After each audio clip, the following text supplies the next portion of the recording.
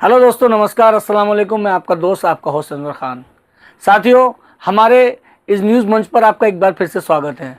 साथियों, बोलना तो है को जिस तरह से आप लोगों का प्यार मिल रहा है, हम उसके लिए बेहद शुक्रगुजार हैं।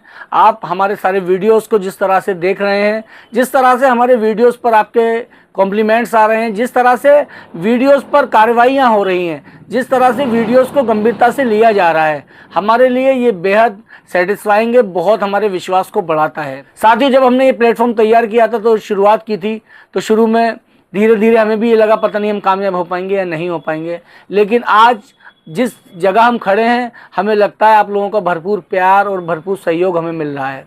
साथियों, मेरे वीडियोस अगर आपको पसंद आते हो तो वीडियोस को शेयर कीजिए, लाइक कीजिए, चैनल को और हमारे फेसबुक पेज को सब्सक्राइब कीजिए, और अगर हो सके तो हमारे चैनल का सहयोग भी कीजिए। साथियों, अभी 2 दिन पूर्व हमने खबर राशन को लेकर चलाई थी, उसको एक बहुत अच्छा रिस्पॉन्स मिला, और मुझे लगता है कि चीज़ें धीरे धीरे अब सुधरना शुरू हो जाएंगी। वो कहीं ना कहीं आप लोगों का ये प्यार है कि आप लोगों का प्यार ही हौसला देता है, हिम्मत देता है, और कभी कभी मन में संशय होते हैं, वो संशयों को निकाल देता है। हमने जब ये काम शुरू किया था, डर तो कभी था ही नहीं, ना आज है, ना कभी हो सकता है, ना ही कोई हमें डरा सकता है। हमें जो भी काम करना है, जो भी आपके मुद्दे हैं, वो हम इसी तरह से, इसी कॉन्फिडेंस के साथ और इसी मोहब्बत के साथ उठाते रहेंगे, और कोशिश ये करेंगे कि हर मुद्दे की गंभीरता को आप तक पहुंचाया जाए। साथियों, अभी कल जब मैं आउट ऑफ सहसवान था, वहाँ मेरे पास कुछ लोगों का फ़ोन आया। यहाँ तहसील सहसवान पर एक प्रदर्शन हुआ, और उस प्रदर्शन का जो कारण था वो बेहद शॉकिंग था। बाबा महेंद्र सिंह जी के जो ना माने झंडे की, वो मानेगा डंडे की, रिश्वतखोर दलालों की जूते मारो सालों के। जय जवान जय किसान जिंदाबाद। बाबा महेंद्र सिंह जी के भारतीय किसान जिंदाबाद। भ्रष्टाचारी लेखपाल राकेश यादव मुर्दाबाद। भ्रष्टाचारी लेखपाल राकेश यादव मुर्दाबाद। जी, क्या नाम है आपका? राम लखन यादव नाम है जी। से एडवोकेट मैं युवा जिलाध्यक्ष भारतीय किसानी में राजनीति की बधाई ऊपर करते हैं। जी, क्या समस्या है यहाँ आपकी? पे सहसवान में समस्याओं तो वैसे विकराल रूप धारण कर लिया है। बहुत सारी समस्याएं, गौशाला की समस्याएं हैं, और भी समस्याएं हैं। तहसील में भ्रष्टाचार चल रहा है, लोग यहाँ आज बैठे हुए हैं। और आज जो हमारा मेन जो पर्पस है, मेन समस्या है, वो है एक ग्राम पंचायत है सहसवान में। उसका नाम है ग्राम पंचायत सादीपुर में है, सादीपुर, और उसका गाँव है गढ़ी इब्राहिमपुर। गढ़ी इब्राहिमपुर में एक जो ज़मीन है, उसमें उसका रकबा है, रकबा भी लिखा है, उसका जो 90 बीघा रकबा है, जिसमें वो नवीन पड़ती है। तो जो उसका रकबा है वो गौशाला के नाम है। गौशाला के लिए उसमें से जो चारा जाता है गौशाला का हो जाता है। तो यहाँ के लेखपाल और वहाँ के प्रधान ने मिलकर वहाँ पे 300 कुंटल गेहूँ और 400 कुंटल भूसा सरकारी हड़प लिया। सरकारी भूसा का लेखपाल का नाम है राकेश यादव। अरे कहाँ प्रधान से मिल गया। तो और भी सरसों की, पहले सरसों का भी नीलामी हुई थी, धनराज में जमा है, जिसका रिकॉर्ड तहसील में मौजूद है। उन्होंने अभी 23-24 का जो भूसा और गेहूँ था वो सारा हड़प दिया। उसका कोई रिकॉर्ड नहीं है यहाँ पर। उसी को लेकर यहाँ पे अनिश्चितकालीन धरना प्रदर्शन किया जा रहा है, और जब तक उन पे FIR ना होगी तब तक ये धरना प्रदर्शन यहाँ पे चलता रहेगा। क्यों SDM साहब यहाँ है? हाँ, SDM साहब को आना चाहिए। तो यहाँ पे ये समस्याएं हैं। उन्हीं समस्याओं को लेकर ये गेहूं की समस्या, जो गेहूं बिना सरकारी रिकॉर्ड के इन्होंने कहाँ बेचा है, किसको बेचा है, तो उन पे या तो FIR हो या उनसे गेहूं वसूला जाए जो गेहूं था। तो उन्हीं समस्याओं को लेकर यहाँ पे अनिश्चितकालीन धरना चल रहा है। जब तक उन पे कार्रवाई नहीं होगी ये धरना यहाँ पे चलता रहेगा। जी, आपका नाम? मेरा नाम रामचंद्र सिंह यादव, भारतीय किसानी में राजनीतिक से जिलाध्यक्ष बनाए। जी, आपकी क्या क्या समस्या है? समस्या है यहाँ हमारे मेन पॉइंट तो ये इब्राहिमपुर, ये गढ़ी जो है, इसका जो ग्राम समाज की भूमि है, तो उसमें जो बटाईदारों के खिलाफ मुकदमा कायम किया गया है, तहसील प्रशासन उसे वापस ले, और जो गौशाला का जो भी अनाज है या भूसा है वो गौशाला के लिए उसे दिया जाए। पहली बात तो ये है। दूसरी ये है कि यहाँ आपके रंजीतपुर बेगमा उससे बिजली केंद्र से मतलब लगता है, वहाँ समस्याएं बिजली की अधिक ज़्यादातर हैं। उधर नाधा बिजली घर है, उससे मोहम्मदगंज गोबरा जो है उन लोगों को, काश्तकारों के लिए बहुत बड़ी परेशानी है। आवारा पशुओं से यहाँ लोग परेशान हैं, तो काफ़ी समस्याएं हैं। और भी मेन चीज़ तो ये है कि ये इब्राहिमपुर मतलब उसकी मतलब है कि जो मुकदमा गलत हुआ है, जांच उसकी निष्पक्ष कराई जाए, जो भी ईमानदारी से बात है मतलब उस काम को कराए, दोषी है उसके खिलाफ कार्रवाई। विरोध प्रदर्शन का कारण था एक लेखपाल और लेखपाल के किए हुए कार्य। एक गांव, एक रकबे के अंदर लगभग 100 बीघा जमीन पर गेहूं की फसल की गई और उस फसल का उद्देश्य था कि उस चारे को गायों के लिए गौशाला भेज दिया जाएगा। लेकिन आरोप है कि लेखपाल ने और ग्राम प्रधान ने मिलकर वहां पर गेहूं की फसल पूरी तैयार कराई और जो 200 कुंटल गेहूं वहां से तैयार हुआ उसमें से 100 कुंटल गेहूं बटाईदार को और बाकी 100 कुंटल गेहूं लेकर फर्जीवाड़ा कर दिया और उस गेहूं को बेच दिया और उससे जो राशि प्राप्त हुई उससे अपनी जेबें गर्म कर ली। ये आरोप बेहद गंभीर है। पहली बात तो यह कि जिस तरह से सरकार, चाहे वो केंद्र की सरकार हो चाहे राज्य की योगी सरकार हो, लगातार गायों की सुरक्षा, गायों की देखभाल पर जो है लगातार कार्य किया जा रहा है। करोड़ों अरबों रुपए गायों की देखभाल के लिए खर्च किए जा रहे हैं। एक तरफ तो गायों की रखवाली के लिए इतने सारे कार्य किए जा रहे हैं, वहीं दूसरी ओर हल्का लेखपालों द्वारा किस तरह से गायों के नाम पर फर्जीवाड़ा किया जा रहा है और किस तरह से अपनी जेबें गर्म करके अपना साम्राज्य बनाया जा रहा है। इससे पूर्व में हमने कई बार आपको वीडियोस दिखाए कि गौशालाओं को कब्रिस्तान बना दिया गया है और गायों को वहां दफन किया जा रहा है। न ठीक से खाने को दिया जाता है, न ठीक से चारा उपलब्ध किया जाता है और उन गायों के रखरखाव पर जो पैसा सरकार दे रही है उस सारे पैसे की बंदरबाट कर ली जाती है। इस वक्त जो ये घोटाला सामने आया वो भी बेहद गंभीर है। पहले तो वहां पर फसल करके चारा तैयार करना था गायों के लिए, लेकिन लेखपाल ने और ग्राम प्रधान ने उस चारे को तैयार न करके पूरी फसल तैयार की, पकवाई और वहां से जो 200 कुंटल गेहूं तैयार हुआ उसमें 100 कुंटल बटाईदारों को दे दिया और 100 कुंटल खुद रख लिया। अब इसके भी एक और गंभीर विषय की तरफ मैं आपको लेकर जाना चाहूंगा। उसी गांव के पूर्व प्रधान ने इस बंदरबाट की और इस घोटाले की शिकायत करना शुरू कर दी। क्या नाम है आपका? देवेंद्र। अच्छा, तो आप इब्राहिमपुर गढ़ी से हैं, पूर्व प्रधान हैं, तो क्या प्रकरण है सारा? प्रकरण ये है कि 90 बीघा गेहूँ गौ चारा के हिसाब से इन्होंने बोया था। अच्छा, लेखपाल प्रधान ने। अच्छा, और उसको गायों को ना खिला करके पूरी फसल पकाई और पका करके कटवाया और गेहूँ 90 कुंटल इन्होंने गेहूँ बताया है। जो शिकायत मिलने जो गांव वालों ने 90 कुंटल हमने लेखपाल प्रधान को गेहूँ दिया है। ठीक है। हमारे हिसाब से तो गेहूँ ज़्यादा निकलना चाहिए 90 बीघा में। 90 बीघा जमीन में बोया गया था। ये जमीन जो भूमि है ग्राम सभा की ग्राम है? समाज की। अच्छा, बोया इसलिए गया था कि यहाँ से जो हरा चारा होगा वो गायों के लिए खिलाया जाएगा और अच्छा। वो उन्होंने उसको खिला करके ना उसको पूरी फसल पकाई, पकाने के बाद उसको काटा और उसको सब बंदर बांट कर लिया गया। अगर कायदे में अगर वो फसल पकी तो वो पैसा अगर बचता, गेहूँ बचा तो बेच करके ग्राम निधि के खाते में जमा होना चाहिए।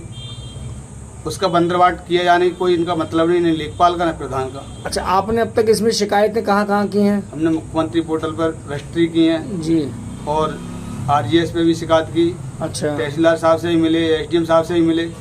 अधिकारियों का क्या है इस मामले में? आश्वासन SDM साहब से तो हम एक ही बार मिले, दोबारा नहीं मिल पाया। उन्होंने हमें आश्वासन दिया कि प्रधान जी इसमें कार्रवाई अवश्य होगी। तहसीलदार साहब का क्या? तहसीलदार साहब ने मैंने बयान को आदमी बुलाए, बयान भी हमारे गांव के आदमी दे गए, फिर भी अभी तक ना कोई लेखपाल प्रधान के खिलाफ नहीं कोई कार्रवाई हो रही, नहीं कोई अभी गेहूँ बरामद किया जा रहा। अच्छा, जो बयान दिए लोगों ने वो क्या दिए थे? वो बयान देख गए तो साहब हमने तो गेहूँ पे बटाई पे फसल बोई थी, हमारा क्या कसूर भैया? हमें तो लेखपाल प्रधान ने बबाई थी बटाई पे। अच्छा, तो अभी जो आपने जो मुख्यमंत्री पोर्टल पर शिकायत की थी वहाँ पे क्या स्थिति है शिकायत की? अब उसमें चल रही है, कार्रवाई में चल रही है, जो कार्रवाई में चल रही है। कब तक उसका निस्तारण होगा? अब तो ये पोर्टल पे देख के मालूम पड़ा तब तक। चलिए, ठीक है। और जब शिकायतें हुई तो तहसील सहसवान द्वारा जो बटाईदार थे वो 5 लोग थे, उनके विरुद्ध ही तहसील न्यायालय में एक वाद दायर कर दिया गया और धारा 67 के अंतर्गत उन पर कार्रवाई कर दी गई और जुर्माने के नोटिस भेज दिए गए। उन लोगों का ये कहना था कि हम तो सिर्फ बटाईदार हैं, हमने तो बटाई पर गेहूं किया था। जिन लोगों को इस सारे मामले में जिन पर कार्रवाई होनी थी उन पर कार्रवाई करने के बजाय उनको बचा लिया गया और जो लोग जिनका कोई दोष नहीं था, वो जो किसान थे जो निर्दोष थे, जो बटाई पर वहां फसल कर रहे थे, उन 5 के विरुद्ध कार्रवाई कर दी गई और एक मुकदमा ये कहकर डाल दिया गया कि आप लोगों ने ग्राम सभा की जमीन पर कब्जा करके वहां फसल उगा दी। जबकि पूर्व प्रधान जो है, पूर्व प्रधान पप्पू का ये कहना है कि जब उन्होंने उन गांव वालों से बात की जो बटाईदार थे, तो उन्होंने कहा साहब हमें इस बात से क्या मतलब, हमने तो गेहूं उगाए थे लेखपाल के कहने पर और प्रधान के कहने पर। साथियों, उन लोगों को जो निर्दोष थे उनको अपने लोगों को बचाने के लिए फंसा दिया गया। मैंने उन लोगों से जब फ़ोन पर बात करना चाहिए तो उन्होंने फ़ोन पर बात करने से मना कर दिया। मेरी पूर्व प्रधान पप्पू से जब इस बारे में बात हुई, मैंने कहा ये बताइए पप्पू, ये लोग तो बात ही नहीं कर रहे हैं जिन पर ये मुकदमे हुए हैं, जिन पर ये धारा 67 की कार्रवाई हुई है। तब पप्पू ने एक बात का और खुलासा किया कि तहसील की तरफ से उनको ये आश्वासन दे दिया गया है कि जो अभी शिकायतें हो रही हैं, इन शिकायतों से तहसील को बचाना है तो उन पर कार्रवाई दिखानी होगी। जी भैया, टोडीलाल बात कर रहे हैं? हाँ जी। टोडीलाल भाई, मैं अनवर बोल रहा हूँ, पत्रकार। अच्छा। और मैंने अब इससे पहले भी आपको फ़ोन किया था आपकी मदद करने के लिए, आपकी सहायता करने के लिए, और आपने मुझसे ठीक से बात भी नहीं की थी। हाँ। मैंने आपको ये जानकारी देने के लिए फ़ोन किया था कि आपके गांव में ये जो गेहूं वाला जो मामला है, हाँ। इसमें आप 5 किसानों के विरुद्ध तहसील ने मुकदमा दर्ज करा दिया है। अच्छा। तो इसमें अगर मान लीजिए कोई कार्रवाई होती है तो वो आपके विरुद्ध होगी, ना कि किसी लेखपाल के विरुद्ध, ना प्रधान के विरुद्ध, क्योंकि उस कार्रवाई में धारा 67 की कार्रवाई तब की जाती है जब कोई किसी ग्राम सभा की जमीन पर कब्जा कर लेता है। तो मैंने उस दिन आपको फोन किया था यही जानने के लिए कि ये मैं पूरा मामला आपसे जान लूं, कहीं ऐसा ना हो कि तहसील प्रशासन अपने लेखपाल को बचाने के लिए आपको फंसा दे। लेकिन आपने मुझसे ठीक से बात भी नहीं की, और आज वही हाल है कि आज ये मामला इतना तूल पकड़ गया कि उसमें जो दोषी हैं वो आप 5 लोग हैं। तो अब मैं आपसे जानना चाहता हूँ, आप सच्चाई क्यों नहीं बता रहे, क्या सच है इस मामले में? सच्चाई तो यही है, प्रधान और लेखपाल ने बटाई पे गेहूं कराए थे। ठीक है। जो फसल निकली हम लोगों ने आधी उन्हें दे दी बांट के, गेहूं और भूसा। आपने तो अपने जो तरीका है बटाई का उसके हिसाब से उन्हें आधी उन्हें दे दी, आधी आपने रख ली। हाँ हाँ। ठीक है, अब क्या मामला है? अब वो तहसील का कहना ये है कि आपने कब्जा किया है जमीन पर। हम तो तहसीलदार से क्या है, तहसील साहब ने मुन्ने बुलाए, साहब ने तो नहीं साहब ऐसे ऐसे है, इतना गेहूं निकला, इतना उन्हें दे दिया बांट के। अच्छा, कितना गेहूं निकला था इसमें टोडीलाल जी? वो तो गेहूं सबका अलग अलग है। हाँ, तो कितना होगा टोटल आपके अंदाजे से, कितना होगा? यहाँ पर जो आरोप है लेखपाल पर वो ये है कि इसने लगभग 100 कुंटल गेहूं बेच दिया। हेलो, लगभग अभी बता रहा हूँ मैं, 30 और 30 60 और 30 90 और 47 कितना हुआ? 90 और 47 137 कुंटल। 137 और 18 कुंटल 137 और 18 151 और 15 कुंटल 166 166 के आधे मान लो। 166 के आधे यानी 83 कुंटल गेहूं। हाँ हाँ। तो 83 कुंटल गेहूं लेखपाल ने लिए। हाँ, लेखपाल और प्रधान ने। अच्छा, और 83 कुंटल आप लोग ले गए क्योंकि आप तो बटाईदार हैं। हाँ हाँ। तो अब जब ये आपके विरुद्ध ये तहसील ये कार्रवाई कर रही है तो आप गए नहीं कि साहब हमारे खिलाफ मुकदमा क्यों लिखा है? ये हमें से तो मुन्ने तहसीलदार साहब ने बुलाया था एक बार, वो पूछा बस चले आए, तब से हमें कोई ना सूचना दी ना हमें कोई बताइए ना कोई बुलाओ हमारे। अच्छा, अब कोई बात आपसे लेखपाल ने की है? अभी मेरी बात प्रधान से हुई थी, उन्होंने ये कहा कि वो लेखपाल उनसे मिले थे और जाकर ये कहा कि आप ये मत बताना कि गेहूं बटाई पे किया था। ना ना, लेखपाल से हमारी कोई बात ना भैया। कोई बात नहीं हुई है। तो अब आप इसमें क्या कार्रवाई कर रहे हैं आगे, ये बताइए। आपके विरुद्ध तो मुकदमा दर्ज हो गया। हम तो कोई कार्रवाई ना कर रहे, हम तो जो है स्पष्ट, कोई हमसे पूछे हम तो बता सकते हैं हाँ जो मामला है हमें। तो मैंने जब उस दिन आपको फोन किया था तो आपने क्यों नहीं बताया उस दिन? का हमने तो हमेशा बताओ, जब हमसे बात हुई तब बताओ, हर काऊ को कहानी को यार बात उन्हें बताओ। कानून गो से क्या कहा आपने? वो यही बयान लिख के ले गए, साइन करवा के ले गए, तो ऐसे ऐसे गेहूं करे और ऐसे बटाई वगैरह, इतना आधा इन्हें दे दिया, आधा हमने रख लिया। अच्छा, कौन से कानून को आए थे आपके पास? कानून को नाम तो याद ना है कौन से, लंबे थे या कैसे थे? तगड़े से ये लोग अच्छा अच्छा, वो होंगे मिश्रा जी होंगे। हाँ शर्मा जी। शर्मा जी सॉरी, हाँ हाँ शर्मा जी होंगे। शर्मा जी को भी मैंने फोन किया था, उन्होंने बात ही नहीं की मुझसे। हाँ तो ये बात आपका ये कहना है कि ये गेहूं आपने बटाई पे किए थे? हाँ हाँ।